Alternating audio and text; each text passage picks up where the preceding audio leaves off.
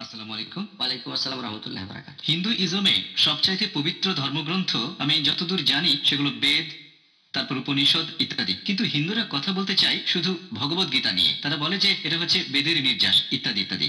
আপনার একটা লেকচার হিন্দুইজমে ঈশ্বরের ধারণা, সেখানে ভগবত গীতা থেকে মাত্র একটা কি দুইটা উদ্ধৃতি দিয়েছেন। এখন আপনি কি বলবেন কিভাবে তাদের যুক্তি দেখাতে পারি? ভাই প্রশ্ন করলেন যে আমরা জানি যে হিন্দু ধর্মগ্রন্থগুলোর মধ্যে সবচেয়ে পবিত্র ধর্মগ্রন্থ বেদ, তবে হিন্দুরা বলে যে ভগবত গীতা হচ্ছে বেদের নির্যাস, এটাই বেশি গুরুত্বপূর্ণ। আর আমার লেকচারে গীতা থেকে দু একটা উদ্ধৃতি দিয়েছি, আসলে আরো বেশি উদ্ধৃতি দিয়েছি, তবে তুলনায় বেদের চেয়ে অনেক কম। এখানে ভাই একটা জিনিস খেয়াল রাখবেন, আমি এটা মানি যে হিন্দু ধর্মগ্রন্থের মধ্যে সবচেয়ে বেশি পড়া হয় ভগবত গীতা। এখন ধরেন আমাদের মুসলিমদের মধ্যে একটা উপদল, তারা অন্য কোনো বইকে বেশি গুরুত্ব দিল কোরআনের চেয়ে। তার মানে এই না যে ওই বইটাই সঠিক। ধরেন কেউ এসে বললো অমুক বইটা লিখেছেন অমুক একজন বিশেষজ্ঞ, মানুষ বইটাকে কোরআনের চেয়ে বেশি গুরুত্ব দেয়। তাদেরকে ভুল প্রমাণ করার জন্য আমি হয়তো সেই বইটাকেই ব্যবহার করতে পারি, তারপরেও কোরআন থাকবে সবার উপরে। ধরেন কথা বলছেন সাধারণ মানুষের সাথে, যে ধর্ম সম্পর্কে কিছুই জানে না, সে হয়তো বলবে ভগবদ্গীতা সবার উপরে। এখনো দেখবেন, বইয়ের নামটা বলছি না, তবে অনেকে সেটাকে কোরআনের চেয়ে বেশি গুরুত্ব দেয়। সব মুসলিম না, একটা ছোট উপদল, তারা মানছে কোরআন সবার উপরে, তবে কোরআন পড়ে অর্থগুলো বোঝা খুব কঠিন, সেজন্য তারা একজন বিশেষজ্ঞের লেখা বই পড়ে।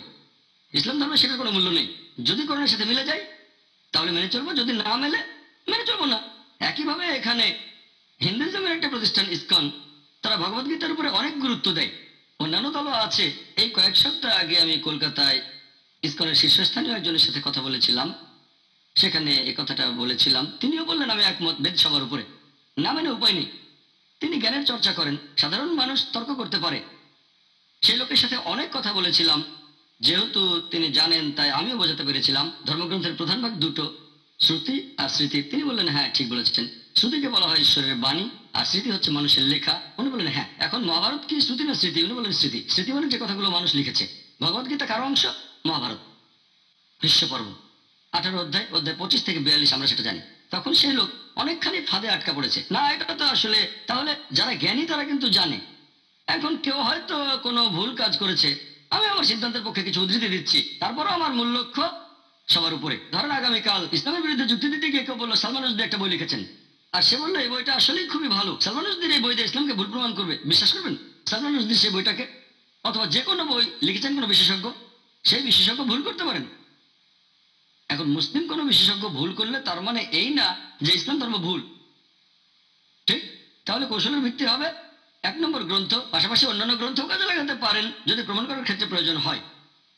সেজন্য আমার লেকচারে বেদকে সর্বোচ্চ গুরুত্ব দিয়েছি। এর পাশাপাশি ভগবদ্গীতা থেকে উদ্ধৃতি দিয়েছি। এগুলো হচ্ছে যুদ্ধের ময়দানে অর্জুনকে বলা শ্রীকৃষ্ণের উপদেশ, এটাই গীতা। জিহাদের প্রসঙ্গ আসলে বেদের চেয়ে গীতার উদ্ধৃতি বেশি দিয়েছি, যদিও বেদেও জিহাদের ব্যাপারে বলা হয়েছে, বুঝলেন? সেখানে অনেকগুলো উদ্ধৃতি দিয়েছি, মাত্র 2-3টা না। জিহাদ প্রসঙ্গে শুধু ভগবদ্গীতা থেকে আমি 20-30টার মতো উদ্ধৃতি দিয়েছি। কতগুলো? 2-3টা না, কতগুলো? 20-30টা। হ্যাঁ, যদি লেকচারটা শোনেন কি মনে পড়েছে? হ্যাঁ, এবার আপনি মনে করতে পেরেছেন। অন্য লেকচার যদি দেখেন, যেমন ধরেন ঈশ্বরের ধারণা, সেখানে গীতার উদ্ধৃতি 2-3টা ঠিক আছে, কিন্তু জিহাদে 20-30টা। দেখতে হবে বিষয়টা কি। আর দেখবেন যে হিন্দুদের প্রায় সবাই ভগবদ্গীতার কথাগুলো জানে। মহাভারত ধর্মগ্রন্থ যদি নাও পড়ে, অন্তত কমিক্সের বইয়ে অথবা স্কুলে আপনাকে দেখতে হবে সেই মানুষটা কি জানে। ভগবদ্গীতা থেকে আমি অনেকগুলো উদ্ধৃতি দিয়েছি, তবে সবচেয়ে পবিত্র ধর্মগ্রন্থটা হচ্ছে বেদ। জিহাদের কথাই বেদেও আছে, তবে মানুষ অতটা জানে না। কোন জায়গায় অধ্যায় 10 ঋগ্বেদ কে জানে, থাকতে পারে নাও পারে, কিন্তু ভগবদ্গীতা হ্যাঁ। ধর্মগ্রন্থ না পড়লে টিভিতে মহাভারত দেখেছে। রামসাগর করেছেন রামায়ণ, মহাভারতকে যে বানিয়ে থাকুক, আমাদের জন্য এটা ছদ্মবেশী আশীর্বাদ। এই ধরনের সিরিয়ালগুলো হচ্ছে, কিছু মানুষ হিন্দু ধর্মের প্রতি ঝুঁকছে আর কিছু মানুষ দূরে সরে যাচ্ছে।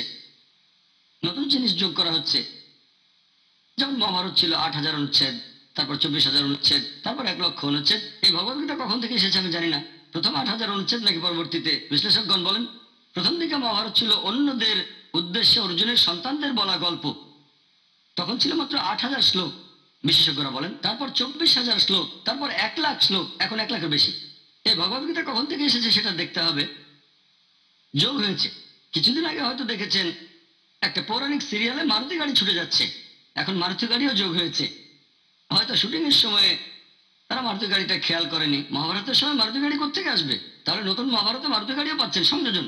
এভাবে নতুন জিনিস যোগ হচ্ছে, প্রত্যেকে নতুন করে লিখছে, নতুন সংযোজন হয়। রামসাগরের রামায়ণ একরকম, মহাভারতটা হচ্ছে আরেক রকম। আর এতে করে আমাদেরও সুবিধা হচ্ছে, তারা এগুলো জানে, নতুন করে বলতে হচ্ছে না। যারা অন্ধভাবে এগুলো বিশ্বাস করে তারা হয়তো দেখে খুশি হচ্ছে, খুব ভালো। তবে যারা বুদ্ধিমান তারা বুঝতে পারছে, এভাবে পরোক্ষভাবে এটা আমাদের উপকার করছে। আশা করি উত্তরটা পেয়েছেন।